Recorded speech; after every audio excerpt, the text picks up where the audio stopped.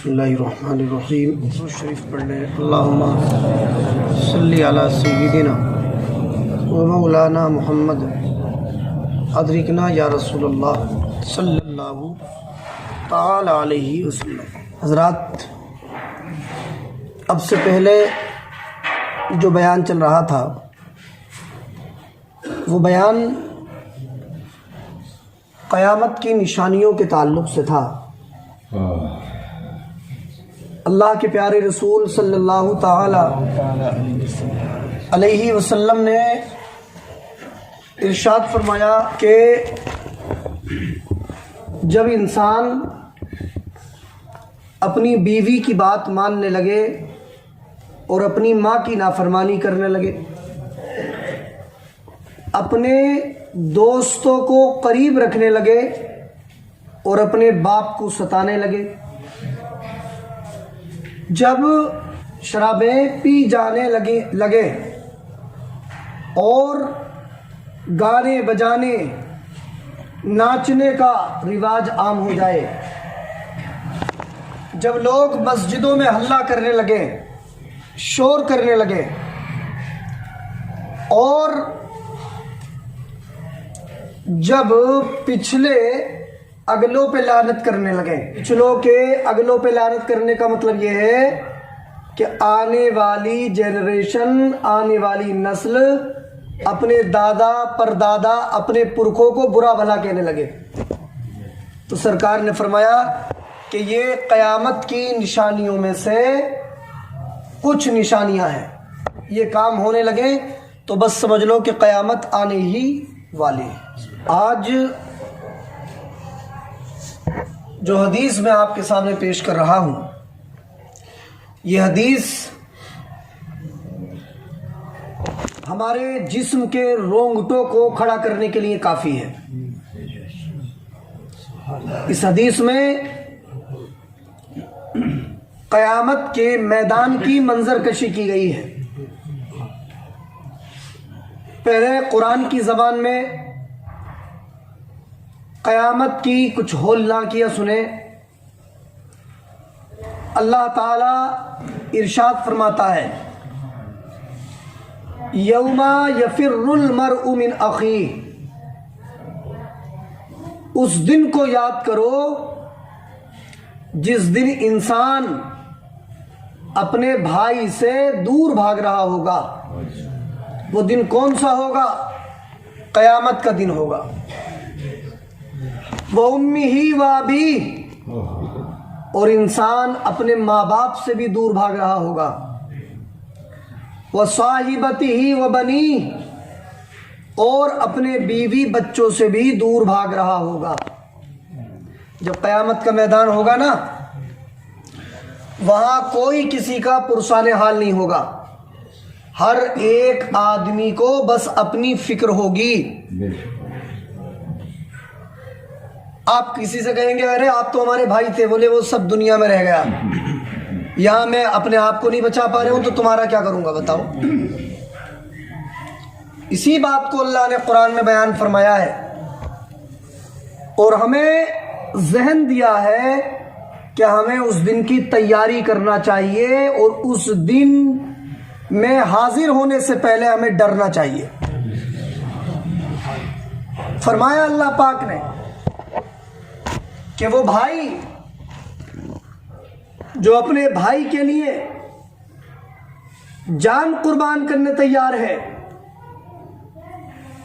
وہ بھائی بھی قیامت کے دن ساتھ نہ دے گا، وہ بھی ہم سے آپ سے دور جائے گا۔ وہ ماں جس نے اپنی محبتوں کو ہمارے لیے قربان کیا، اپنے سکھ چین کو ہماری جانوں پہ نثار کر دیا، قیامت کے میدان میں وہ ماں بھی ہم سے دور جا رہی ہوگی اور ہم اس ماں سے دور جا رہے ہوں گے۔ اور وہ باپ جس نے اپنی پوری زندگی کو ہمارے لیے وقف کر دیا، نہ رات دیکھی نہ دن دیکھا، ہمارے چین اور سکون کو بنانے کے لیے ہمیں اپنے پیروں پہ کھڑا کرنے کے لیے اس نے اپنی جان کی بازی لگا دی. قیامت کے دن وہ ہم سے دور جا رہا ہوگا, ہم اس سے دور جا رہے ہوں گے. کوئی وہاں پرسان حال نہیں ہوگا. مگر مسلمانوں, ایک ذات ایسی ہے جہاں کوئی کام نہیں آئے گا, وہ ذات گرامی وہاں بھی ہمارے کام آ رہی ہوگی, اور اسی ذات کا نام ہے جناب محمد الرسول اللہ صلی اللہ علیہ وسلم, ہے نا. سرکار وہاں بھی ہمارے کام آئیں گے. اب آپ خود فیصلہ کرو. اللہ نے فرمایا بھائی بھی بھائی سے بھاگے گا, ماں باپ سے بھاگے گا, بیوی بچوں سے بھاگے گا, ٹھیک ہے. یہ ایک دوسرے کے کام نہیں آئیں گے, مگر ہم دنیا میں ان سے کتنی محبت کرتے ہیں. کوئی ہمارے باپ کو اگر ذرا سا کچھ کہہ دے تو ہم اس سے دشمنی کر لیتے ہیں اور اسے فوراً جواب دینے کے لیے تیار رہتے ہیں.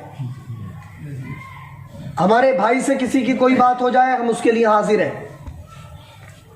ہمارے بیوی بچوں کی کسی سے کوئی بات ہو جائے ہم اس کے لیے حاضر ہیں. بڑی محبت کرتے ہیں ہم اپنے ماں باپ سے, بھائی بہنوں سے, بیوی بچوں سے. لیکن قیامت کے میدان میں ان میں سے ہر ایک ہم سے دور جا رہا ہوگا, اور سرکار دو عالم کی ذات ایسی ہوگی جو میدان قیامت میں بھی ہمارے کام آ رہی ہوگی. تو بتاؤ, جو ذات دنیا میں بھی ہمارے کام آئے, جس کے صدقے میں ہمیں ایمان و اسلام جیسی دولتیں ملی ہیں, اور میدان قیامت میں بھی جو ذات ہمارے کام آئے, تو اس ذات سے ہمیں اپنے بھائی بہن, بیوی بچوں اور اپنے ماں باپ سے بڑھ کے محبت کرنا چاہیے کہ نہیں کرنا چاہیے.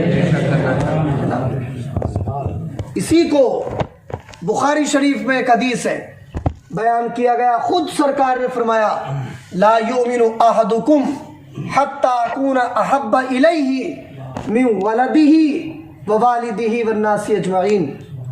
سرکار فرماتے کہ تم میں سے کوئی بھی اس وقت تک مومن نہیں ہو سکتا جب تک کہ وہ اپنے بیوی بچوں, اپنے ماں باپ اور دنیا کے ہر انسان سے زیادہ مجھ سے محبت نہ کرے.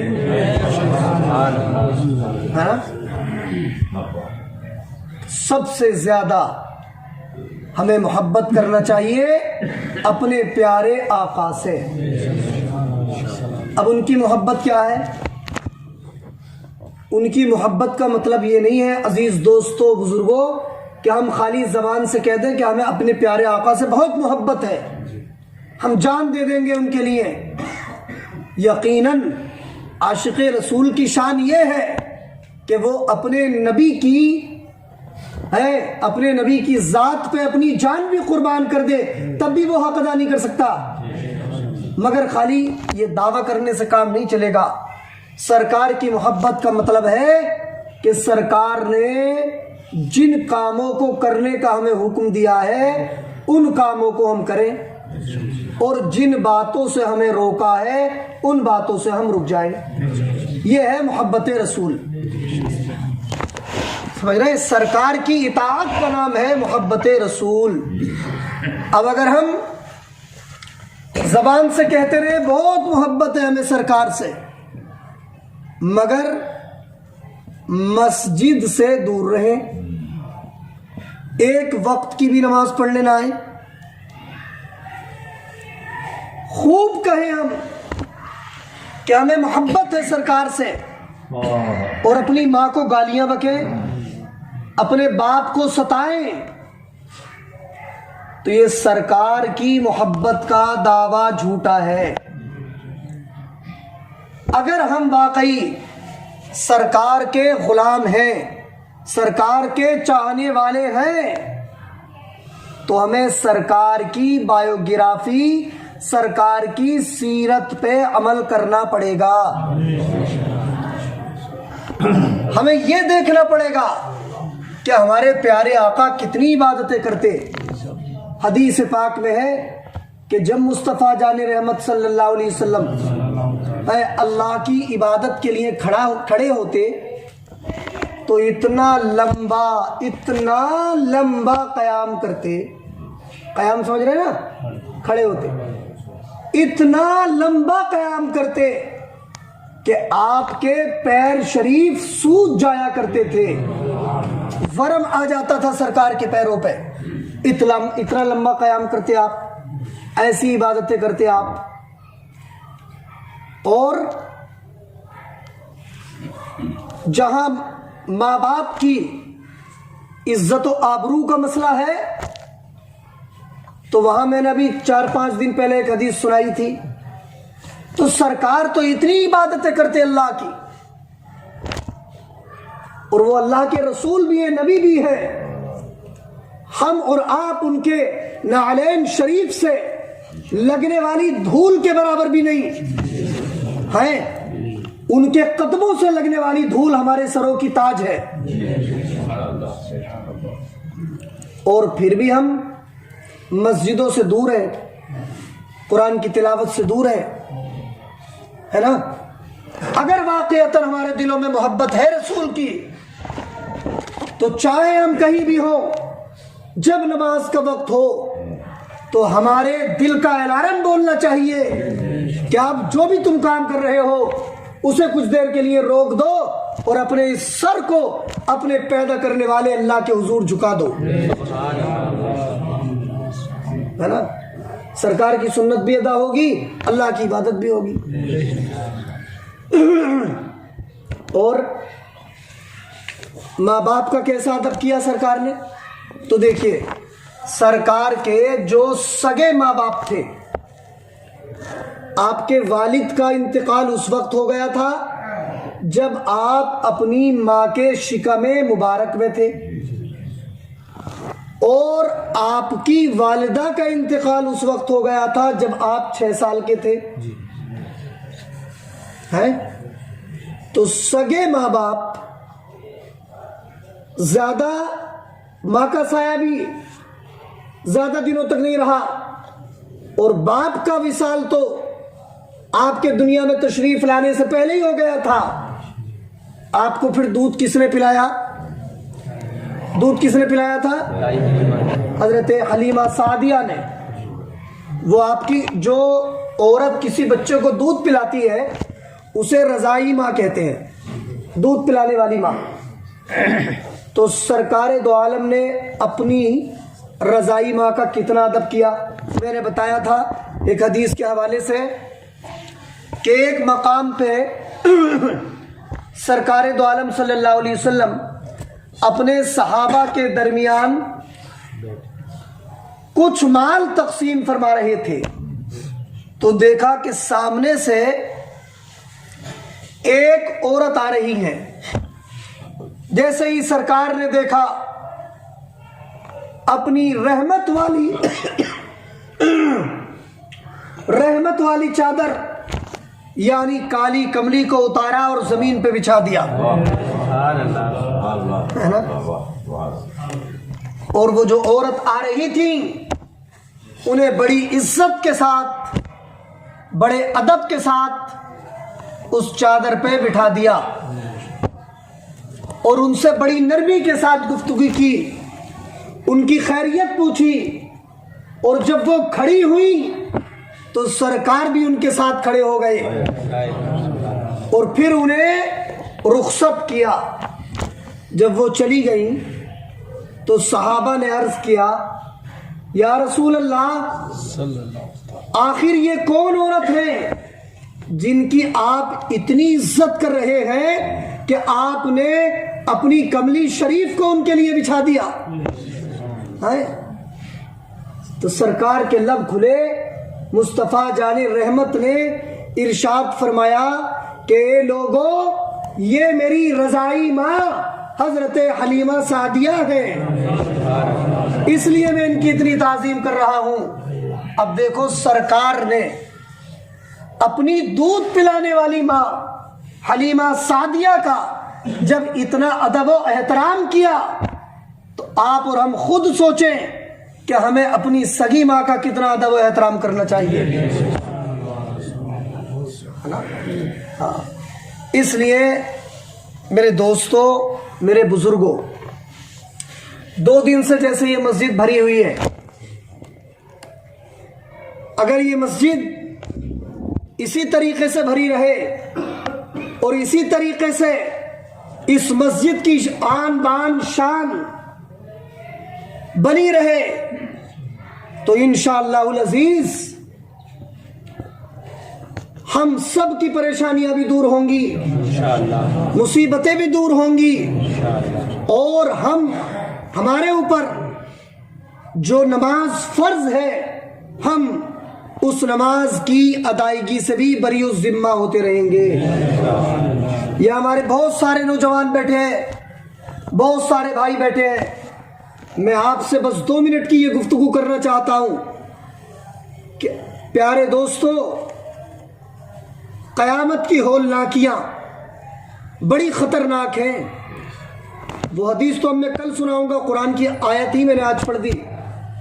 نہ میرے اندر طاقت ہے نہ آپ کے اندر طاقت ہے کہ ہم اور آپ ہمارے یہ نازک جسم جہنم کی آگ کو برداشت کر سکے۔ اگر پنکھا نہ چلے تو ہمارے اور تمہارے جسم میں سوئیاں چبھنے لگتی ہیں۔ ہم دنیا کی ذرا سی گرمی برداشت نہیں کرتے، تو ذرا سوچا کرو کہ وہ قیامت کا میدان کہ جہاں سورج سوا نیزے پہ ہوگا، بھیجے کھول رہے ہوں گے، زمین تانبے کی مانند ہو جائے گی، اس گرمی کو کیسے ہم برداشت کریں گے؟ اور اگر ہمیں جہنم میں ڈال دیا گیا تو وہاں تو آگ ہی آگ ہے، وہاں تو سانپ ہی سانپ ہے، وہاں تو بچھو ہیں، وہاں تو جہنمیوں کے جسموں سے نکلی ہوئی پیپ ہی پیپ ہے، وہاں تو خون ہی خون ہے۔ وہاں ہمارا اور تمہارا کیا ہوگا؟ وہاں بدبو ہی بدبو ہے، کیا ہوگا ہمارا؟ ہمارے تمہارے جسموں میں طاقت نہیں ہے کہ اسے ہم جھیل لیں۔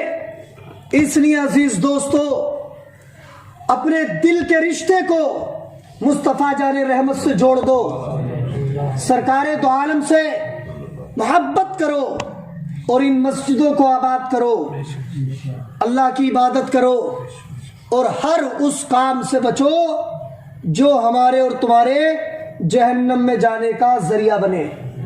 ہر وہ کام کرو جس سے ہماری اور تمہاری قیامت کے دن بخشش ہو جائے۔ اللہ نے یہ جوانیاں اور یہ زندگی اس لیے نہیں دی ہے کہ ہم اسے چوراہوں پہ کھڑے ہو کے گزار دیں۔ کس کام کی ہے وہ جوانی جو اللہ کی نافرمانی کرتے ہوئے گزر جائے؟ جوانی حقیقت میں وہ جوانی ہے جو سجدے کرتے ہوئے گزرے، قرآن کی تلاوت کرتے ہوئے گزرے، دینی کام کرتے ہوئے گزرے، حلال روزی کماتے ہوئے گزرے۔ حلال روزی کماؤ، اللہ کی عبادت کرو، قرآن کی تلاوت کرو، نیک کام کرو، کم سے کم اس دنیا سے جائیں ہم تو دنیا والے یہ کہیں کہ یار یہ نوجوان بڑا اچھا تھا، نمازی تھا، پرہیزگار تھا، دوسروں کا ہمدرد تھا، دین کا وفادار تھا، ہے نا؟ سرکار فرماتے ہیں کسی کے مرنے کے بعد اگر لوگ اس کی اچھائی بیان کر رہے ہوں تو سمجھ لو اس کا آخرت کا معاملہ بھی اچھا ہے، اور اگر دنیا والے کسی کی برائی بیان کر رہے ہوں مرنے کے بعد تو سمجھو کہ اس کا آخرت کا معاملہ بھی بہتر نہیں ہے۔ اس لیے جیسے ابھی شوق سے مسجد آ رہے ہو، ایسے ہی مسجد آتے رہو، دین سیکھتے رہو، دوسروں کو سکھاتے رہو۔ یہ مسجدیں، ان کی عزتیں، ان کا تقدس ہمیں پکارتا ہے۔ ایک شاعر نے کہا تھا، خیال رکھیے کہ مسجد کہیں اداس نہ ہو، خیال رکھیے کہ مسجد کہیں اداس نہ ہو، یہ انتظار میں رہتی ہے ہر اذان کے بعد۔ اللہ مجھے آپ کو سب کو عمل کی توفیق عطا فرمائے۔ بسم اللہ الرحمن الرحیم، اللہم صلی علی سیدنا محمد وعلى آل سیدنا و مولانا محمد ادرکنا یا رسول اللہ۔ پروردگار دو عالم تیری دی توفیق سے درس حدیث ہوا، اگر اس میں کوئی بھی غلطی ہو گئی اللہ معاف فرما، یا اللہ ہم سب کو نیک اعمال کی توفیق عطا فرما، بد اعمالیوں سے بچنے کی توفیق عطا فرما، یا اللہ ہمیں دین سیکھنے سکھانے کی توفیق عطا فرما، ہماری مسجدوں کو آباد فرما، یا اللہ ہم میں سب میں آپس میں اتفاق اتحاد پیدا فرما، ہم سے برائیوں کو دور فرما، ہمارے اندر نیکیوں کا جذبہ پیدا فرما، ہمارے گھروں سے ہمارے پریوار سے پریشانیوں کو دور فرما۔ صلی اللہ تعالی علی خیر خلقہ محمد و آلہ و صحبہ اجمعین برحمتک۔